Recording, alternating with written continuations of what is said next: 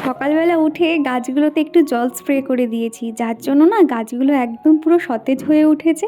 আর এখন করে সকালে ঘুম থেকে উঠেই জানালাগুলো আগে খুলে দিই, দেখি গাছগুলোতে কটা ফুল হয়েছে দেখার জন্য আর কি। তো অনেকগুলো কুঁড়ি সমেত গাছগুলো আনা হয়েছিল, তবে এক একটা দিন করে দেখছি এক একটা ফুল ফোটা শুরু হচ্ছে। আগের একটা ফুল তো পুরো ফুটে গেছে, তবে সকালে দেখলাম আজকে বেশ অনেকগুলো গাঁদা ফুল ফুটেছে, আর হলুদ ফুলও দেখছি আস্তে আস্তে ফুটছে। তো যাই হোক, আমার এই সাইডটাতে না যখন সকালের ওই মিষ্টি রোদটা পড়ে এত ভালো লাগে দেখতে। আর উপর থেকে জল স্প্রে করে দিই কেন জানো তো, যাতে পাতাগুলো একদম পরিষ্কার থাকে। তো সেটাই আর কি তোমাদেরকে একটু ঘুরে দেখাচ্ছিলাম। বেশ কিছুদিন বাড়ি থাকবো না, তো সেই জন্য ভাবছি গাছগুলো যে তখন কি হবে সেটাই ভাবছি আর কি। আর আজকে চিকুর পাপার লাঞ্চ বক্সে ছিল স্যালাড, এদিকে রয়েছে মিক্সড ফ্রায়েড রাইস যেটা ওর ডিমান্ড অনুযায়ী বানানো হয়েছে, আর কাবলি ছোলা দিয়ে চানা করেছিলাম। আর এই যে মিক্সড ফ্রায়েড রাইসটা খেতে এত ভালো লাগে, ডিম তারপর পনির সয়াবিন দিয়ে বানিয়ে দিয়েছিলাম, সমস্ত রকম ভেজিটেবল দিয়ে। আগের দিনকে বলে দিয়েছিল, তো সেই মাফিক ওকে বানিয়ে দিয়েছি। আর হ্যাঁ, আজকের বারটা তো তোমাদেরকে বলাই হয়নি, আজকের বারটা হলো গিয়ে রবিবার। হ্যালো এভরিওয়ান, সুপ্রভাত। কেমন আছো তোমরা সবাই? আশা করছি সবাই খুব ভালো আছো। আরও একটা নতুন দিন, নতুন সকাল তোমাদেরকে সাথে নিয়ে শুরু করছি। আশা করছি আজকের ভিডিওটা তোমাদের ভালো লাগবে। আজকের দিনটা হলো রবিবার, তবে রবিবার বলে মনে হচ্ছে না। চিকুর পাপা যেহেতু অফিস চলে গেছে, এখন যেহেতু মাসের শেষ, ওর প্রচণ্ড চাপ, মানে প্রত্যেক মাসের শুরুর দিকে এবং শেষের দিকে প্রচণ্ড কাজের প্রেশার থাকে, যার জন্য কোনো রকম মানে সানডেগুলোতে ছুটি পাওয়া দুষ্কর ব্যাপার হয়ে যায়।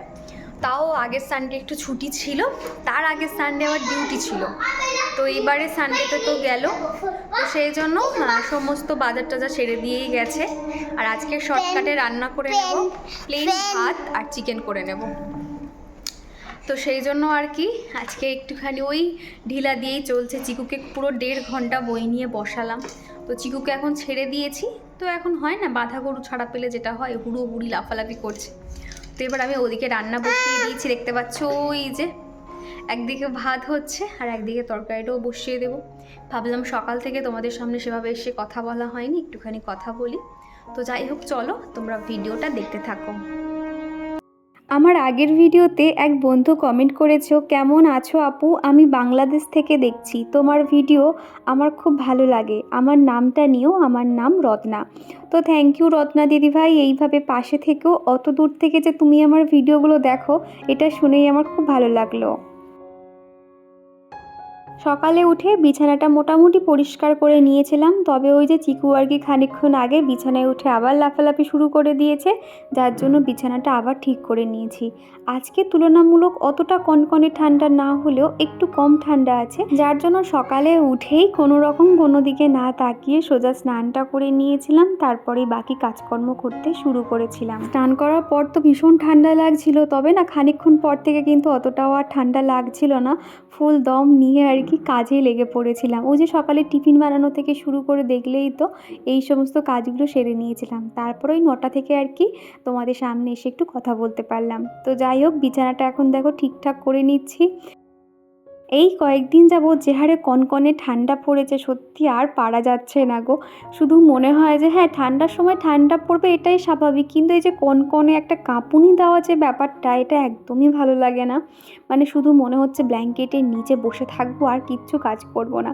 এমনকি এখন যে আমি ভয়েস ওভার করছি, আমি ব্ল্যাঙ্কেটের মধ্যেই বসে ভয়েস ওভার করছি। মানে দরজা জানালা খোলা থাকা মানে তো একরকম কনকনে একটা ব্যাপার, আর কোনো রকম রোদ নেই বললেই চলে। তাও তো আজকে রোদ দেখতে পাচ্ছ, তবে আজকে যে ভয়েস ওভার করছি সোমবার, আজকে তো মনে হয় দার্জিলিংয়ে রয়েছি, এত কনকনে ঠান্ডা বলতে পারো। অন্য রবিবারগুলোতে দেখা যায় চিকুর পাপা যখন বাড়ি থাকে তখন কিন্তু দুপুর 12টার মধ্যে বেশিরভাগ কাজটাই কিন্তু আমার হয়ে যায়, তবে আজকে যেহেতু ও নেই সেই জন্য অতটা তাড়াহুড়ো নেই। ও আর তার মধ্যে এত ঠান্ডা পড়েছে, ওই হচ্ছে হবে করে একটু একটু করে কাজকর্মগুলো করছিলাম। তারপর মনে হলো যে না, অনেক কাজকর্ম আছে, আর এখন যেহেতু ডেলি ভিডিও আপলোড করছি, একটুও বসে থাকলে হবে না। সেই জন্য না আমি ভাবলাম যে না চলো, হাতে 1 ঘন্টা মতন আমি টাইম নিয়ে সমস্ত ফার্নিচারগুলো ক্লিন করে নিয়েছি। এই শীতের সময় কিন্তু একটু খাটনিটা বেড়ে গেছে, দেখবে অন্য সময় অতটাও কিন্তু ধুলো থাকে না, এই ঠান্ডার সময় দেখবে প্রচুর পরিমাণে ধুলো যাবে প্রত্যেকটা জিনিসে। হাতে যখন বেশি সময় থাকে তখন একটা সুতির কাপড় নিয়ে প্রত্যেকটা জায়গা মুছে মুছে নিই, তবে আজকে তো অত সময় নেই, যার জন্য এরকম একটা হ্যান্ড ডাস্টার নিয়ে নিয়েছি, সেটা দিয়েই হালকা ফুলকাভাবে প্রত্যেকটা জায়গা ঝেড়ে দিচ্ছি। তাহলে কি হবে, যে ধুলোর আস্তরণগুলো থাকে সেগুলো সরে যায় আর জায়গাটাও পরিষ্কার হয়ে যায়। আর এই খাটের রেলিংগুলো যতই ভাবি আমি বিছানা পরিষ্কার করার আগে একটু ক্লিন করে নেব বা ডাস্টিং করে নেব, সেই কথাটা আমার কখনোই মনে থাকে না। যখন আর কি বিছানাটা পরিষ্কার হয়ে যায় তারপরে মনে পড়ে যে যা, আমার তো ডাস্টিং করা হয়নি। তো ওইভাবেই আর কি হাত বাড়িয়ে বাড়িয়ে যতটুকু সম্ভব ততটুকুই পরিষ্কার করে নিয়েছি। আর আগের ভিডিওতে সুমনা দিদিভাই কমেন্ট করেছিলে, খুব সুন্দর লাগলো দীপা তোমার ভ্লগটা, আর তোমার রান্নাগুলো খুব ভালো লাগলো, আর যে কত লক্ষ্মী ছেলে, কি সুন্দর বসে চিকু একা একা পড়াশুনো করছে। আর এখন খুবই ঠান্ডা পড়েছে দীপা, তুমি এবং চিকু সোনা সাবধানে থেকো, আর চিকুকে আমার অনেক ভালোবাসা। তো থ্যাংক ইউ দিদিভাই, এইভাবে আমাদের পাশে থেকো। আগের দিনে না তোমার কমেন্টটা পেয়ে তোমার চ্যানেলটা আমি দেখে আসলাম, তো আমার মনে হলো যে হ্যাঁ, একটু ধৈর্য রাখতে হবে। তুমি যে কমেন্টটা করেছিলে যে তুমি তো ইউটিউবে জায়গা করতে পারলে না, কথাটা শুনে আমার খুব খারাপ লেগেছিলো, যার জন্য তোমার চ্যানেলটা গিয়ে দেখলাম।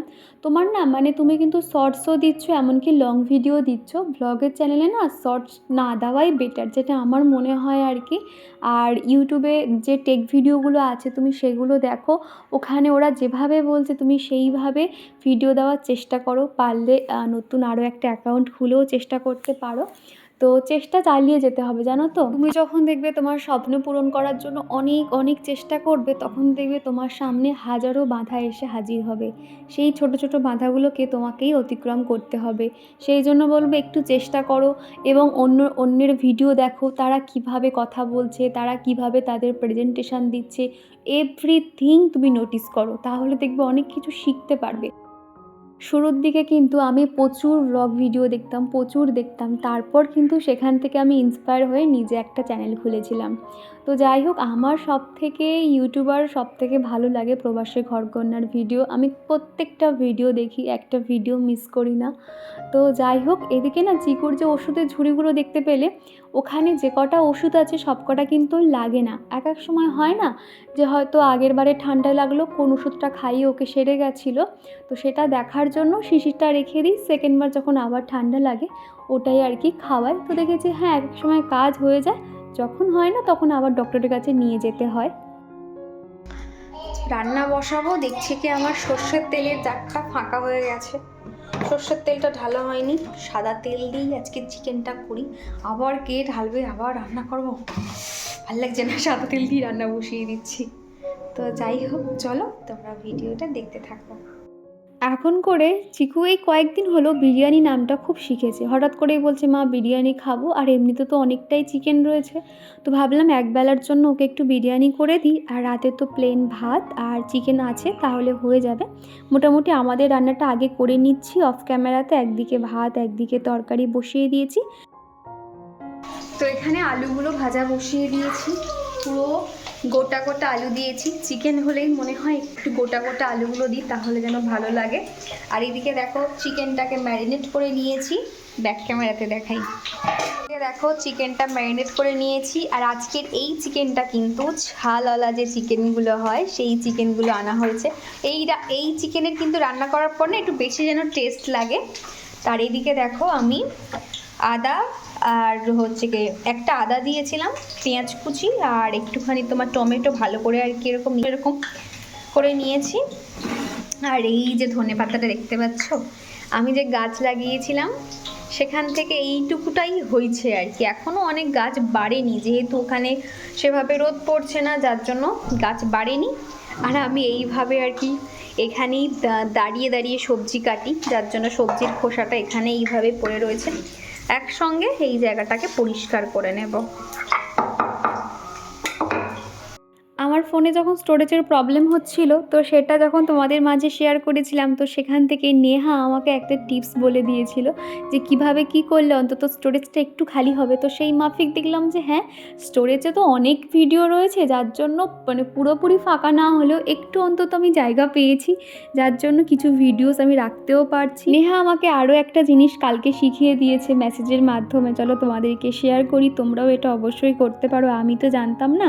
তো নেহা আমাকে লিখেছিল যে তুমি একটা জিনিস ট্রাই করে দেখো, ক্রম থেকে ইউটিউব খুলবে, ব্রাউজার অন করবে, তারপর ক্যামেরা খুলবে, নিচে টেনে গানগুলো অন করে দেখবে, গানও চলবে, আর ওইভাবে ফোন অফ করেও গান শোনা যাবে। আবার তুমি চাইলে ফোনে গান চলছে আবার ক্যামেরা হচ্ছে, সেরকমও করতে পারবে। এই বিষয়টা আমি জানতাম না, ফোনে ভিডিও মানে করার সময় গানও শোনা যায়। তো এই বিষয়টা নেহা আমাকে শেয়ার করেছে, আমার তো ভীষণ কাজে লাগলো, কেননা আমি গান শুনতে শুনতে কাজ করে আমার এত ভালো লাগে না, আমি তখন খুব এনার্জি পাই দেখেছি। তো যাই হোক, এদিকে এখন চিকুর জন্য বসিয়ে দিয়েছি, একটুখানি বানাবো চিকেন পোলাও বলতে পারো কিংবা বিরিয়ানি বলতে পারো। ওই বেসিক যে আর কি মশলাগুলো দেয়, সমস্ত মশলা কষানো হয়ে গেছে, পেঁয়াজ কুচি লঙ্কা কুচি দিয়ে মশলাটা কষানো হয়ে গেছে। তারপর এদিকে ম্যারিনেট করা কয়েকটা চিকেন রেখে দিয়েছিলাম, বেশিরভাগ সলিড চিকেন দিয়েছি আর একটা লেগ পিস দিয়েছি, ও যেহেতু লেগ পিস খেতে পছন্দ করে সেই জন্য আর কি। তারপরে ওই যে খানিকক্ষণের জন্য ইন্ডিয়া গেটের যে চালটা হয় সেটা ভিজিয়ে রেখেছিলাম, মানে আমাদের যে ভাত বানিয়েছি সেখান থেকেই খানিকটা চাল তুলে রেখেছিলাম। আর এদিকে দেখো চিকেনটা খুব ভালো করে কষানো হয়ে গেছে, সাইড থেকে তেল ছেড়ে দিয়েছে, মানে বুঝতে হবে চিকেন সিদ্ধটা প্রায় হয়ে গেছে। এরপরে ভেজানো চালটাও দিয়ে দেবো আর সাথে ধনেপাতা দিয়ে দেবো। এই যে ধনেপাতাটার গন্ধ এত সুন্দর না, হাতের মধ্যে গন্ধটা লেগে থাকে। তো এখন করে তো ধনেপাতা মোটামুটি সস্তা হয়ে গেছে, ওই দোকান থেকেই কিনে আনবো, কেননা বাড়িতে লাগালে না প্রচুর ঝামেলা জানো তো, মানে যেহেতু এখানে সেরকম অতটা রোদ পড়ে না, আবার এখান থেকে যখন চিকুর পাপা বাইক নিয়ে ঘোরায় তো খুব অসুবিধা হয়ে যায় ওইটুখানি জায়গার মধ্যে, সেই জন্য ভেবেছি আর গাছ টাছ লাগাবো না, ধনেপাতা খাওয়ার ইচ্ছে হলে দোকান থেকে নয় কিনেই আনবো। আর এরই সঙ্গে চলো আমার প্রিয় দিদিভাই ও বোনেদের নামগুলো শেয়ার করা যাক। প্রথমেই কমেন্ট করেছে নেহা কৃষ্ণকলি, আর কমেন্ট করেছে রত্না দিদিভাই, সুমনা দিদিভাই, আর কমেন্ট করেছে কণিকা দাস, মনীষা রান্নাঘর, শ্রেয়সী, রাজিয়া খান, আর কমেন্ট করেছে হীরা খান, আর কমেন্ট করেছে কাকলি। তো তোমাদের সকলকে জানাই অসংখ্য ধন্যবাদ, এইভাবে আমার পাশে থেকো। প্রত্যেক দিন যে এত সুন্দর সুন্দর কমেন্ট করো না, তোমাদের এই কমেন্টগুলোতে আমি অনেক মোটিভেট হই।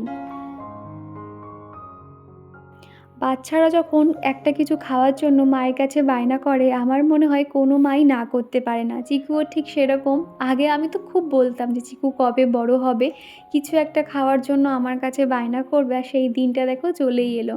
চিকু এখন অনেক কিছুই বলতে পারে, আর ও যখন সেই জিনিসটা আগ্রহ ভরে খায় না, এর থেকে শান্তি মনে হয় একটা মায়ের কাছে কিছুই হতে পারে না। তো যাই হোক, ওদিকে আমি জলটাও দিয়ে দিয়েছি, যতটুকু চাল দিয়েছি তার ডবল জলটা দিয়েছি, মোটামুটি ফুটলেই আর কি নামিয়ে নেব। এই যে দুপুরে আজকে চিকুর জন্য চিকেন পোলাও বলতে পারো, বিরিয়ানির মতনই বলতে পারো, তো একদমই রেডি।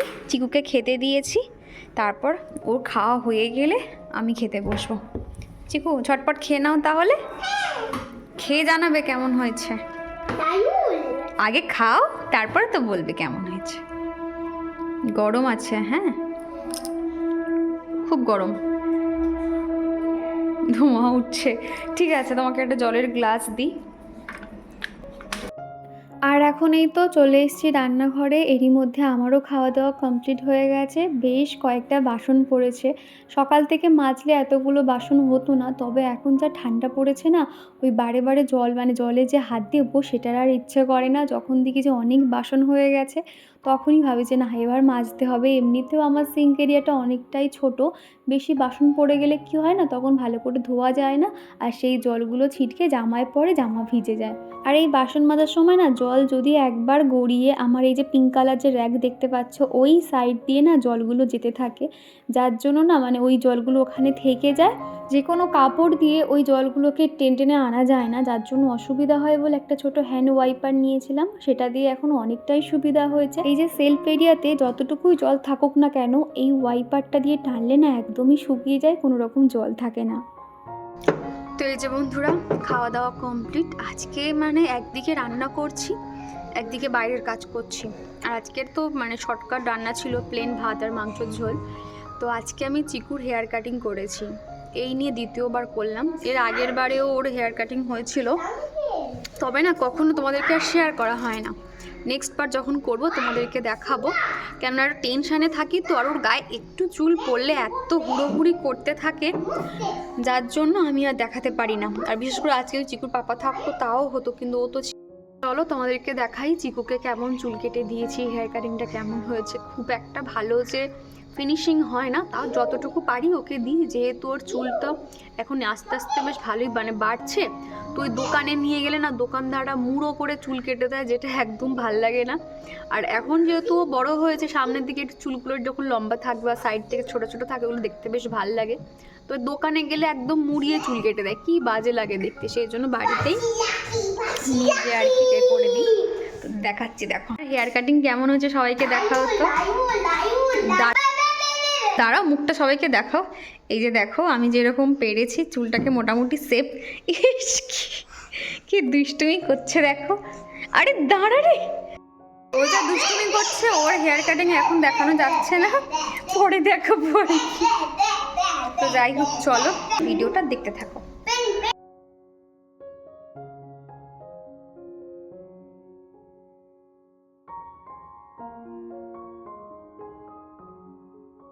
তারপর ওই কয়েকটা জামা কাপড় ছিল, সেগুলো তুলে নিচ্ছি, সন্ধে টন্ধে দিয়ে নেব। চিকুর পাপা ওই 6টা নাগাদ বাড়ি চলে এসেছিল। তো আমরা একটুখানি বেরিয়েছিলাম, আগামীকাল দেখাবো বাইরে গিয়ে কী কী কিনলাম। তো চলো টাটা।